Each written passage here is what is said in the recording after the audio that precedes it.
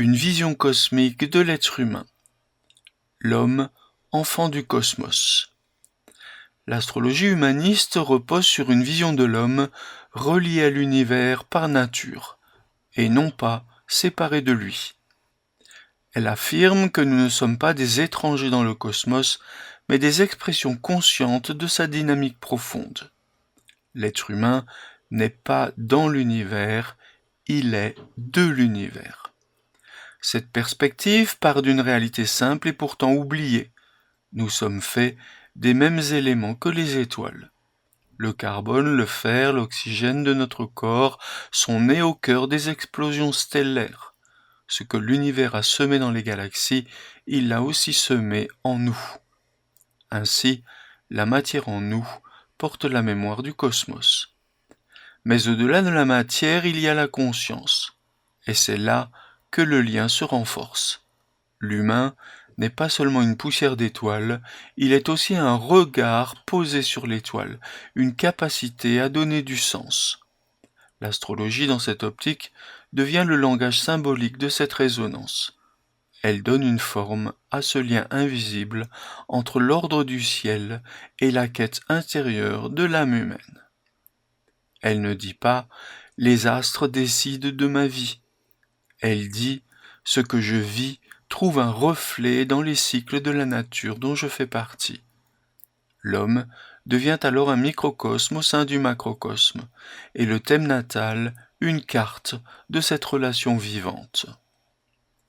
Depuis l'époque moderne, science et astrologie ont souvent été présentées comme antagonistes. L'astrologie serait irrationnelle, la science factuelle. L'une parlerait de symboles, l'autre de preuves.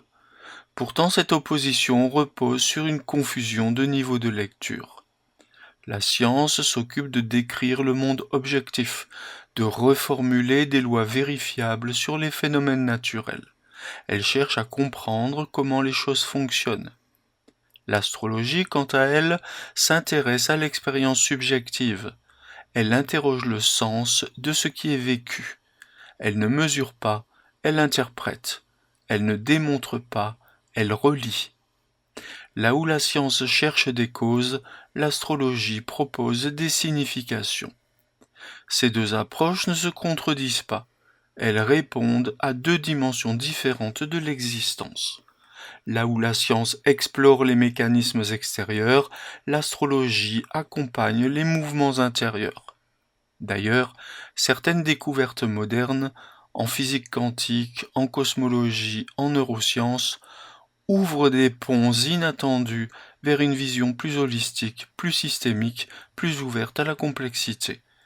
Elles redonnent une place à l'observateur, à l'incertitude, à l'interdépendance. Dans ce contexte, l'astrologie peut être vue comme un langage complémentaire, une manière d'intégrer le vécu humain dans la grande trame cosmique. Non pour faire concurrence à la science, mais pour restaurer une vision symbolique de l'univers où chaque être humain est porteur de sens, de lien et de profondeur. Depuis l'Antiquité, l'astrologie conçoit l'histoire comme une suite de grandes ères, marquées par le déplacement lent du point vernal à travers les signes du zodiaque. Après plus de 2 millénaires d'ère des poissons, symbolisée par la foi, la compassion, mais aussi par le sacrifice et la confusion des repères, s'annonce l'ère du Verseau. Le Verseau évoque une conscience collective émergente, une nouvelle phase de l'humanité tournée vers la coopération plutôt que la domination, la liberté intérieure plutôt que la soumission à des dogmes, la reliance planétaire plutôt que l'individualisme fragmenté. Ce changement n'est pas un événement ponctuel, mais une transition progressive, marquée par des bouleversements, des tensions, mais aussi des possibilités inédites. L'ère du Verseau ne nous sera pas donnée, elle se construit par chacun, à travers un éveil de conscience. Dans ce contexte, l'astrologie humaniste propose une lecture de l'époque. Elle met en lumière les défis évolutifs de notre temps, tant sur le plan personnel que collectif. Elle invite à vivre ce passage non comme une crise, mais comme une naissance qui est en cours. celle d'un humain plus lucide, plus relié et plus libre. Dans un monde en mutation rapide, l'astrologie peut sembler décalée, et pourtant, elle offre des repères symboliques puissants. Elle aide à penser autrement, à relier l'individu au tout, à replacer les expériences personnelles dans une trame plus vaste de sens. Loin des clichés ésotériques, l'astrologie humaniste devient une pédagogie de la conscience, une cartographie de l'évolution intérieure, une langue vivante du devenir. Elle peut accompagner l'éducation, la thérapie, l'écologie intérieure, le dialogue entre les cultures. Elle propose un regard souple et inclusif, où l'humain n'est pas figé dans une identité, mais appelé à se réinventer. La culture du futur sera celle du sens, ou alors elle ne sera plus. Dans cette perspective, l'astrologie devient un ferment culturel, un outil pour ouvrir les esprits à la complexité, à l'interdépendance, à l'unité dans la diversité. Elle n'est ni un refuge, ni une croyance. Elle est un art d'interpréter le vivant, un langage poétique et structuré à la fois, qui aide à traverser les incertitudes, non en les fuyant, mais en les comprenant. Dans la pensée de Dan Roudiard, l'évolution humaine ne se résume pas à une adaptation à l'environnement ou à une accumulation d'expériences. Roudiard introduit la notion d'évolution verticale, une montée de conscience, un mouvement intérieur vers une version plus unifiée et plus authentique de soi-même. L'évolution verticale ne suit pas les lois de la logique ou de la performance. Elle n'est pas mesurable ni linéaire. Elle se reconnaît dans les moments où l'on sent que quelque chose se réveille à l'intérieur, que l'on ne peut plus vivre comme avant, que l'on doit changer d'attitude intérieure. Grandir, ce n'est pas ajouter, c'est s'élever. Ce processus n'est ni spectaculaire ni réservé à quelques initiés. Il s'exprime souvent à travers des tensions, des crises, des ruptures fécondes, qui viennent nous rappeler qu'un seuil est à franchir.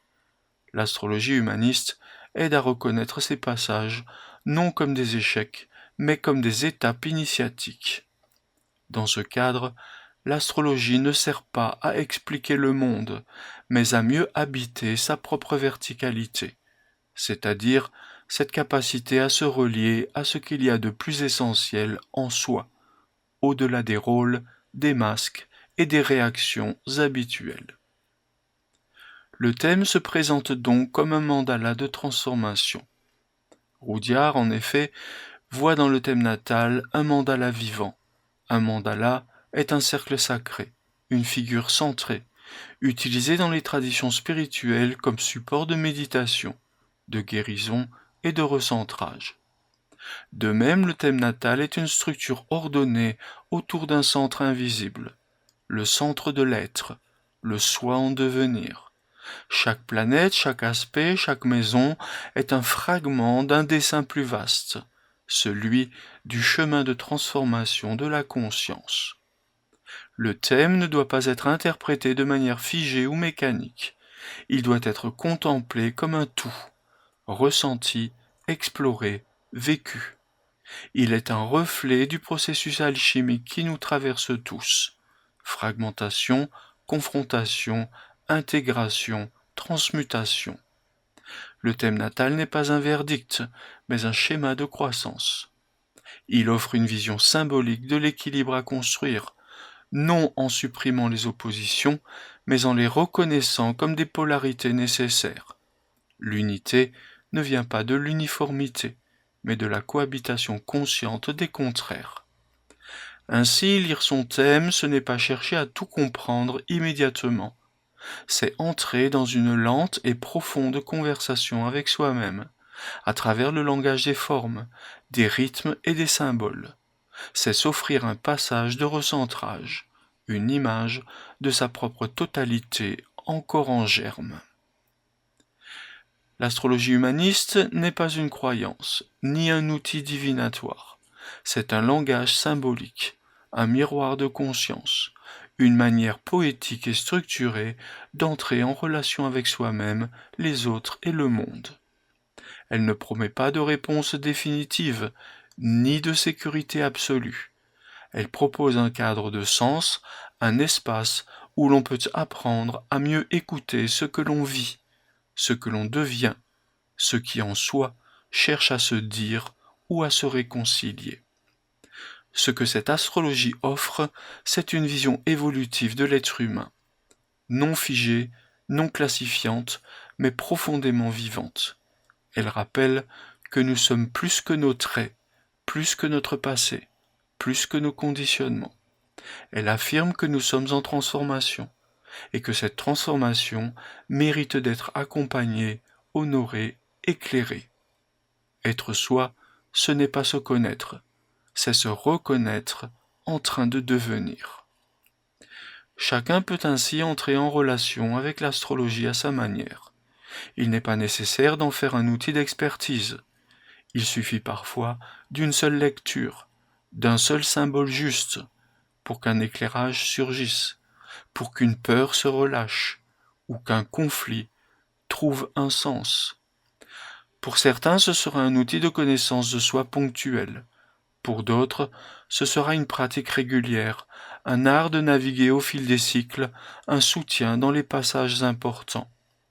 Et pour d'autres encore, ce sera une voie de transformation spirituelle, une manière de relier le personnel à l'universel, l'intime au cosmique.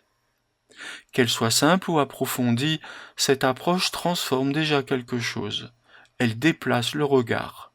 Elle nous apprend à voir en profondeur, à entendre ce que les événements murmurent à notre conscience, à reconnaître notre place singulière dans la grande trame du vivant. En ce sens, l'astrologie humaniste ne nous dit pas quoi faire. Elle nous rappelle qui nous sommes en train de devenir. Et cela, dans un monde où tout va si vite, où tout est bruyant, cela est déjà une forme de liberté.